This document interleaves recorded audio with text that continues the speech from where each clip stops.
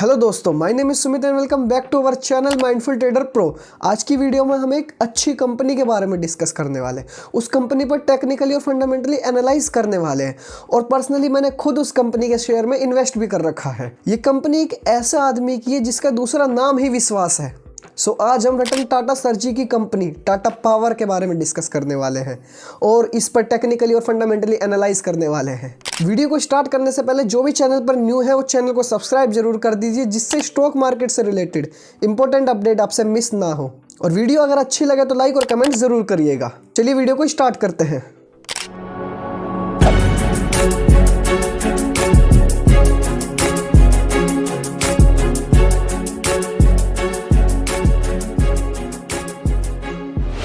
Tata power का सबसे बड़ा फोकस रिन्यूएबल एनर्जी पर है। रिन्यूएबल एनर्जी को सस्टेनेबल तरीके से जनरेट करना और कार्बन फुटप्रिंट को कम करना। कार्बन फुटप्रिंट को कम करना सिर्फ भारत की नीड नहीं है, ये पूरी दुनिया की नीड है। और G20 की बैठक में भी हमने अच्छी तरह से देख लिया कि G20 के सारे मेंबर्स जो 85% पोल्यूशन पूरी वर्ल्ड का कर रहे हैं वो कितने ज़्यादा सीरियस हैं कि पोल्यूशन कम हो। और रतन टाटा सर जी की ये कंपनी रिन्यूएबल एनर्जी में स्ट्रॉन्गली प्लेस्ड है और इलेक्ट्रिक व्हीकल में भी अच्छा कर रही है। अब ये कंपनी करती क्या है ये तो हम सबको पता है। फर्स्ट, ये एनर्जी जनरेट करती है जिसके बारे में हम आगे बात करेंगे। सेकेंड, ये सोलर रूफटॉप पैनल में सबसे मेजर कंपनी है, इसका बहुत बड़ा मार्केट कैप है सोलर रूफटॉप पैनल में। थर्ड, ये ईवी चार्जिंग स्टेशन भी रेडी करती है। इनका टारगेट है 2025 तक 1 lakh EV charging station ready करना। चलिए सबसे पहले हम इसके एनर्जी बिजनेस के बारे में बात करते हैं। एनर्जी बिजनेस में इनके मेजर 3 काम है। सबसे पहला काम है इसका पावर जनरेट करना। ये पावर जनरेट करती है, ये थर्मल एनर्जी भी जनरेट करती है, मतलब फॉसिल फ्यूल्स जो नॉन रिन्यूएबल एनर्जी से हम जनरेट करते हैं और रिन्यूएबल एनर्जी से भी ये पावर जनरेट करती है। इसका पहला काम है पावर जनरेट करना। चलिए अब इसके दूसरे काम के बारे में हम बात करते हैं, ट्रांसमिशन। जो पावर जनरेटेड हुई है उन्हें डिफरेंट जनरेटर्स में शेयर करना, मतलब डिफरेंट एरियाज में पहुंचा देना, ये काम भी टाटा पावर करती है। तो चलिए अब इसके तीसरे काम के बारे में हम बात करते हैं, डिस्ट्रीब्यूशन। उन जनरेटर से सभी जगह पावर शेयर करना, स्पेशली घरों में, कॉलेज में, स्कूल्स में, इंस्टीट्यूशंस में, हर जगह पावर शेयर करना। और साथ ही इंफ्रास्ट्रक्चर प्रोजेक्ट्स पर भी वर्क करती है, उनमें वैल्यू एडेड सर्विस प्रोवाइड करती है। और ये कंपनी साथ ही साथ एनर्जी प्रोजेक्ट्स भी मैनेज करती है। कंपनी का एम सिंपल है, जो भी एनर्जी प्रोड्यूस हो वो रिन्यूएबल एनर्जी से हो और कंज्यूमर को ज्यादा एनर्जी एफिशिएंट बनाए, बेसिकली कार्बन फुटप्रिंट को कम करे। अब अगर हम देखें जो 62% एनर्जी जनरेट हो रही है वो थर्मल सोर्सेज से हो रही है। थर्मल सोर्सेज मतलब कोयल, गैस एंड ऑयल। तो मेजरली ये अभी नॉन रिन्यूएबल सोर्सेज में है और 38% ये अभी रिन्यूएबल सोर्सेज से एनर्जी जनरेट कर रही है। कंपनी धीरे धीरे रिन्यूएबल सोर्सेज से एनर्जी जनरेट बढ़ा रही है, जो कंपनी के लिए काफ़ी अच्छी बात है और उनके इन्वेस्टर्स के लिए भी काफ़ी अच्छी बात है। चलिए अब फंडामेंटली एनालाइज करते हैं इस स्टॉक्स के बारे में। जो स्टॉक्स एक्चुअली में फंडामेंटली काफ़ी स्ट्रॉन्ग होते हैं, उनके काफ़ी ज़्यादा चांसेस होते हैं अच्छे रिटर्न्स देने के। अगर हम इसके चार्ट पैटर्न्स को देखें तो हमें दिखेगा काफ़ी लंबे समय तक ये स्टॉक साइडवेज रहा, एक बड़े लैगिंग पीरियड में रहा। और जो स्टॉक्स काफ़ी लंबे समय तक लैगिंग पीरियड में रहता है उसके बाद वो काफ़ी अच्छे रिटर्न्स देता है। जो स्टॉक्स हमारा काफ़ी बड़े लंबे समय तक लैगिंग पीरियड में रहा है, साइडवेज रहा है और अब साइडवेज से बाहर आया है, तो उसके ज़्यादा चांसेस होंगे कि वो काफ़ी अच्छे रिटर्न्स दे। तो सेम केस टाटा पावर में भी हुआ। टाटा पावर मोस्टली टाइम काफ़ी हद तक साइडवेज रहा है और अब साइडवेज से ट्रेंडिंग होना स्टार्ट हुआ है, तो हो सकता है ये बहुत अच्छे रिटर्न्स हमें दे। इसको और एनालाइज करने के लिए हम मनी कंट्रोल ऐप का यूज़ करेंगे। इस ऐप से मैं अपने स्टॉक्स को ईजिली एनालाइज कर लेता हूँ। हो सकता है आप भी इस ऐप को यूज़ करते होंगे अपनी स्टॉक्स को एनालाइज करने के लिए। आई होप आपको मेरी स्क्रीन दिख रही होगी। ये मैंने मनी कंट्रोल का ऐप खोल लिया है। यहाँ पे मैं सर्च करूँगा टाटा पावर। ये हमारा टाटा पावर है। इसकी आज की रेंज 383 थी। 52 वीक की इसकी रेंज है 412 रुपये 90 पैसे।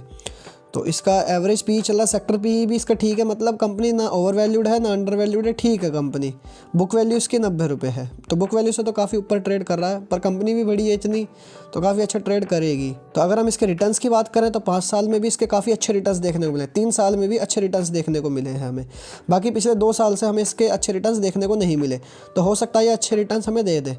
अगर हम एनुअली इसके रिवेन्यू की बात करें तो रिवेन्यू भी बड़ा है इसका, नेट प्रॉफिट थोड़ा कम हुआ है क्योंकि अभी फिलहाल ये कंपनी रिन्यूएबल एनर्जी पर फोकस कर रही है। हो सकता है आने वाले टाइम में इनका नेट प्रॉफिट बहुत अच्छा बढ़ जाए। अर्निंग पर शेयर देखें तो वो भी काफ़ी अच्छी बढ़ी है, रिटर्न ऑन इक्विटी भी देखें तो वो भी काफ़ी अच्छा बढ़ा है।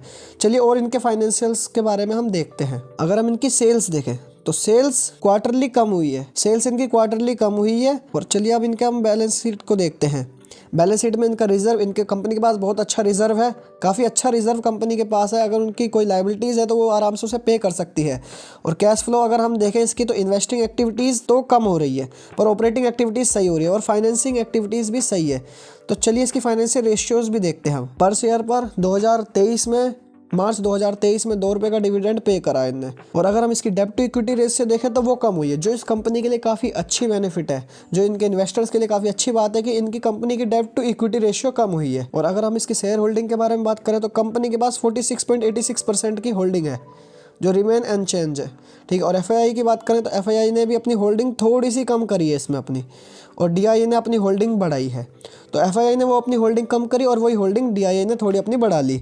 और पब्लिक की बात करें तो पब्लिक ने होल्डिंग घटा रही है। आपको मैं अगर एक बात बताऊं, अगर जिस किसी भी सेक्टर में या जिस किसी भी स्टॉक्स में कंपनी की होल्डिंग तो सेम है, कोई बात नहीं चलेगा, पर अगर एफआईआई की होल्डिंग बढ़ रही है या डीआईए की होल्डिंग बढ़ रही है और पब्लिक की कम हो रही है, मतलब ये ध्यान रखिए एफआईआई या डीआईए की होल्डिंग बढ़ रही है और पब्लिक की कम हो रही है, तो वो राइट टाइम है उसमें इन्वेस्ट करने का। क्योंकि जो सब खरीद रहे हैं, अगर आप वो खरीदेंगे तो उसमें आप ट्रैप बहुत जल्दी हो जाएंगे।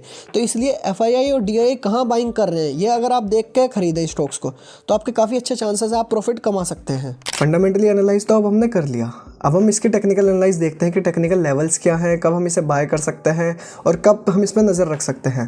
तो आई होप आपको मेरी स्क्रीन दिख रही होगी, ये मेरा मंथली टाइम फ्रेम है। तो मंथली टाइम फ्रेम पे हमने देखते हैं 3 महीने लगातार ट्रेंडिंग होने के बाद अब हमें एक इनडिसीजन कैंडल देखने को मिली है। इस महीने फरवरी के महीने में हमें एक इनडिसीजन कैंडल देखने को मिली है, एक डोजी देखने को मिला है, जो शो कर रहा है कि अब यहाँ पे इनडिसीजन है। ना ये पता लग रहा है कि बायर्स स्ट्रॉन्ग है, ना ये पता लग रहा है कि सेलर्स स्ट्रॉन्ग है। तो ये ही इनडिसीजन कैंडल का अगर हाई ब्रेक होता है तो हमें पता लग जाएगा एक अप ट्रेंड का कंटिन्यूएशन हो रहा है, और अगर लो ब्रेक होगा तो हमें पता लग जाएगा डाउन ट्रेंड का कंटिन्यूएशन हो रहा है। तो हमें तो इन दोनों लेवल्स पर ही देखना पड़ेगा, चाहे अप ट्रेंड हो या डाउन ट्रेंड हो, कब हम इस शेयर को बाय कर सकते हैं और कब हम इस शेयर को जिसके पास है वो सेल कर सकते हैं। तो चलिए अभी से डेली टाइम फ्रेम पे देखते हैं हम। मंथली टाइम फ्रेम पे तो हमें पता लग गया इनडिसीजन कैंडल है, ट्रेंड का भी पता नहीं लग रहा कि ट्रेंड अप ट्रेंड है या डाउन ट्रेंड है, अभी कंटिन्यूएशन पता नहीं लग रहा। तो जब ये अगली कैंडल आएगी, मतलब नेक्स्ट मंथ की कैंडल में हमें पता लग जाएगा कि डाउन ट्रेंड आने वाला है या फिर इसमें अप ट्रेंड का कंटिन्यूएशन होने वाला है। तो चलिए अब इसमें डेली टाइम फ्रेम देखते हैं। अगर हम डेली टाइम फ्रेम देखें तो हमें एक अच्छा यहाँ पे एक ट्रेंड लाइन दिख रही है, एक ट्रेंड लाइन दिख रही है जहाँ पे काफ़ी बार सपोर्ट लेके प्राइस ऊपर गया है। तो हम इस बार भी उम्मीद करते हैं कि यहाँ से ट्रेंड लाइन पर सपोर्ट लेते ही प्राइस ऊपर जा सकता है। तो हम सोच रहे हैं कि यहाँ से भी हम इसे बाय कर सकते हैं। अगर इस ट्रेंड लाइन पर टच करा तो ट्रेंड लाइन पर टच करते ही हम इसे बाय कर सकते हैं। और एक ये छोटी ट्रेंड लाइन आ रही है जो डाउन ट्रेंड शो कर रही है, तो देखते हैं किस साइड ब्रेक होता है। या तो आप इस ट्रेंड लाइन पर बाय कर सकते हैं, या तो ये ब्रेक कर दे, ब्रेक करने के बाद रीटेस्ट करे तब हम बाय कर सकते हैं। हमें 2 ऑप्शन मिल जाएंगे, पहले ट्रेंड लाइन पे बाय कर सकते हैं, फिर ब्रेक करके रिटेस्ट करा उस पर बाय कर सकते हैं। अगर ये यहाँ से ब्रेक करके, ये जो ट्रेंड लाइन है जो डाउन ट्रेंड की आ रही है, इसे ब्रेक करके कोई भी स्विंग बनाता, उस स्विंग के ब्रेक होने पे भी हम बाय कर लेंगे। तो हमारे पास 3 अपॉर्चुनिटी है, या तो ट्रेंड लाइन को टच करके सपोर्ट ले तब हम बाय कर सकते हैं, ट्रेंड लाइन को ब्रेक करके रिटेस्ट करेगा तब हम बाय कर सकते हैं, और जब रिटेस्ट करने के बाद अपनी स्विंग जो प्रीवियस स्विंग बनाई है उसे ब्रेक कर दे तब भी हम बाय कर सकते हैं। तो ये तो हमने इसके फंडामेंटली भी देख लिए थे और अब टेक्निकली भी देख लिया है। तो चलिए अब इसके कंक्लूजन की तरफ चलते हैं। अगर आपको इस स्टॉक में इन्वेस्ट करना है तब आपको लॉन्ग टर्म विजन रखकर इन्वेस्ट करना होगा, क्योंकि स्टॉक्स में है तो बहुत पोटेंशियल, बट इसका रिजल्ट आपको शॉर्ट टर्म में देखने को नहीं मिलेगा। लॉन्ग टर्म में ये इन्वेस्टमेंट आपके लिए प्रॉफिटेबल प्रूव हो सकती है। सो इसी के साथ इस वीडियो को यहीं एंड करते हैं, और वीडियो अच्छी लगी हो तो लाइक और कमेंट जरूर करिएगा, और नेक्स्ट किस स्टॉक पर आपको एनालाइज चाहिए ये भी आप मुझे कमेंट्स में बता दीजिएगा, और जो चैनल पर न्यू है वो सब्सक्राइब बटन दबा दीजिएगा।